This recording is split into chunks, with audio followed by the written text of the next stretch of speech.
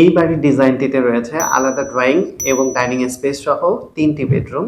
যারা গ্রামে সুন্দর একটি বাড়ি করতে চান তাদের জন্যই মূলত আজকের এই ভিডিওটি। বিশেষ করে প্রবাসী যারা আছেন তারা আজকের এই বাড়ির ডিজাইনটি দেখে অনেক উপকৃত হতে পারে। এই বাড়ির ডিজাইনটিতে রয়েছে আলাদা ড্রয়িং এবং ডাইনিং স্পেস সহ 3টি বেডরুম, 2টি কমন বেডরুম এবং একটি মাস্টার বেডরুম। বাড়িটিতে 2টি বাথরুম রাখা হয়েছে, একটি অ্যাটাচড এবং একটি কমন।